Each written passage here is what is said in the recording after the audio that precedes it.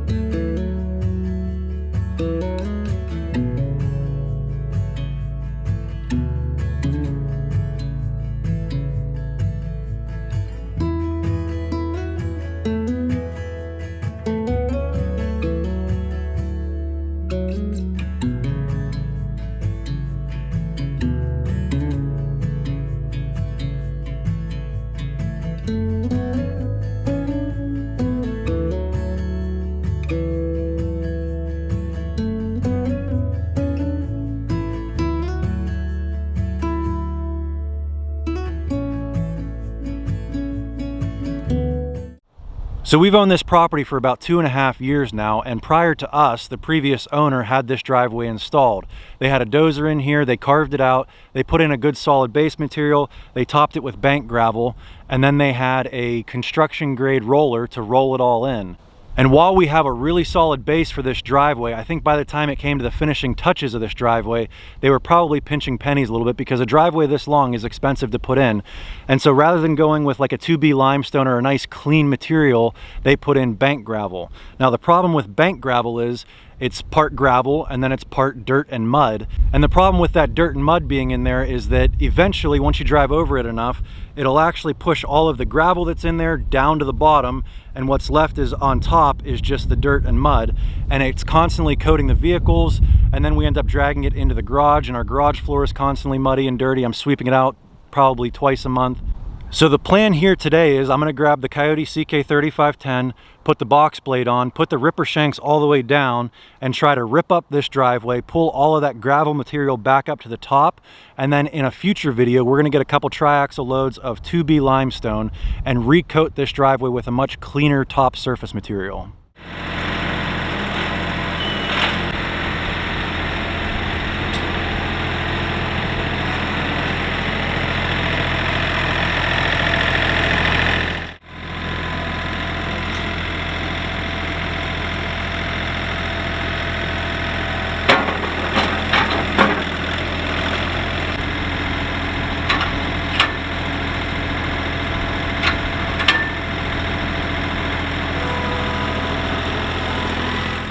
Before we get started grading the driveway, I need to pitch that box blade to the left side there so that way we can maintain a crown on the driveway. That way when we get these monsoon rains in the spring and summer, all the water is going to run off to the sides and not down the middle of the driveway. But one trick that I've learned is this turnbuckle back here. If you just leave your box blade up in the air like this, you've got 600 pounds of weight on that turnbuckle right there, and it's impossible to turn. So one thing that I've figured out, and this may not be the best way to do it, it's just one thing that I found to make it easier, is to put a cinder block under one side, relieve that weight pressure that's on there, and then you can go ahead and turn it. So let me show you what I'm talking about.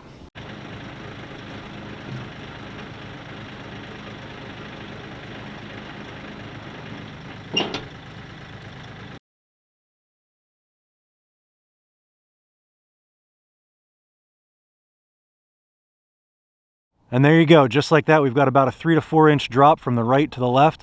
Let me know if you guys know any easier ways to adjust that turnbuckle there, but that's the best way that I've found.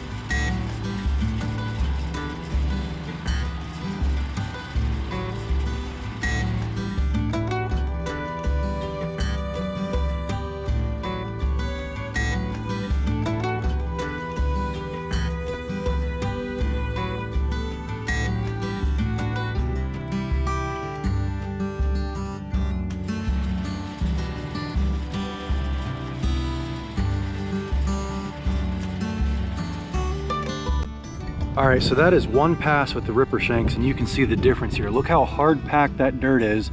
Not a piece of gravel to be seen. And then if you look at where we just ripped up, brought back all this fresh gravel back up to the surface. I think what we're gonna do now is take one more pass with the ripper shanks, and then we'll raise the shanks all the way up, and we'll use just the blade on the back to smooth all this out, establish a crown. Then we'll roll it in, and then we're ready for a couple triaxle loads of limestone.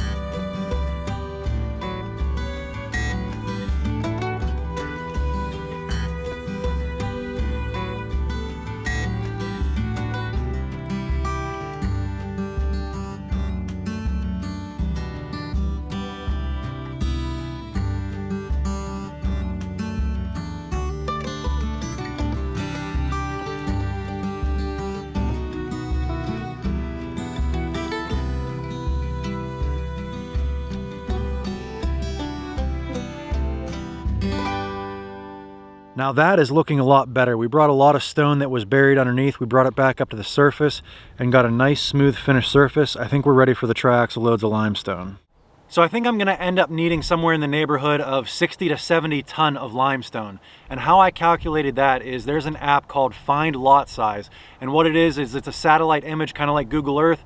You can go on there and draw a line and it'll tell you how long it is. So I did that to find out how long my driveway is. It's about 820 feet long. You can also use it to find the area, you know, if you want to check out your property and see how many acres a certain part of your property is versus another. So it's a really useful app. So I use that to find the length of the driveway. And then I know the driveway is 10 feet long. And then I went and found a website. It's called inchcalculator.com. And it'll let you estimate how much material you need to do a project like this. So there's a gravel driveway calculator in there where you can put in the width, you can put in the length, and you can put in how thick you want to lay the material down. So since we already have a solid base and we already have gravel on the driveway, we just need a top skim coat. And so I put in just 2 inches for the depth. We have a width of 10 feet for the driveway and it's 820 feet long. And if you go to calculate now, that works out to about 68.3 tons of gravel is what this calculator says we'll need to top coat this driveway. I know there's gonna be people who are gonna say, if you're so worried about the mud, dirt, and dust, why don't you just blacktop your driveway? And the answer is simple: cost. To do a driveway that's 820 feet long, I'm gonna guess we'd probably be in the ballpark of $30,000 to $40,000 to blacktop it. And then once you're done, you know, you'd think that blacktop, okay, that's maintenance free, but then you have to reseal it every 2 years. And if you start getting cracks in it, you have to tar those cracks.